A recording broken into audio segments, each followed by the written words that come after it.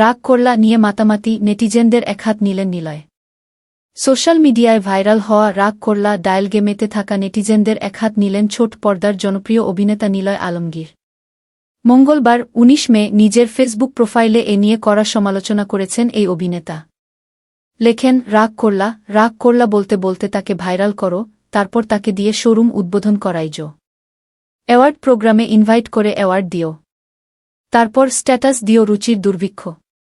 মূলত সামাজিক মাধ্যমে কোনো ব্যক্তি বা বিষয় ভাইরাল হওয়ার পর তাকে নিয়ে যে ধরনের বাণিজ্যিক ও সামাজিক তোড়জোড় শুরু হয়, নিলয় আলমগীরের স্ট্যাটাসে সেই প্রবণতাকেই ইঙ্গিত করা হয়েছে।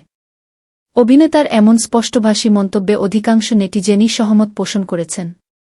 সামাজিক মাধ্যমে বিষয়টি নিয়ে এখন চলছে ব্যাপক আলোচনা-সমালোচনা। উল্লেখ্য, সোশ্যাল মিডিয়ার পাতা খুললেই দেখা যাচ্ছে এক কথিত কবিরাজকে, যিনি সাধারণত রাগ করলা কথাটা ঠিক না বেঠিক এ ধরনের সংলাপ বলে আলোচনায় এসেছেন।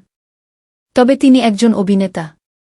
তার নাম ইমান আলী, যিনি গাজীপুরে স্থায়ীভাবে বসবাস করছেন। তবে এর আগেও বিভিন্ন সময়ে ভাইরাল কন্টেন্ট বা ভাইরাল হওয়া ব্যক্তিদের নিয়ে মূলধারার অনেক তারকা নিজেদের উদ্বেগের কথা জানিয়েছেন। এবার নিলয় আলমগীরের এই ক্ষোভের পরও উঠল নানা প্রশ্ন।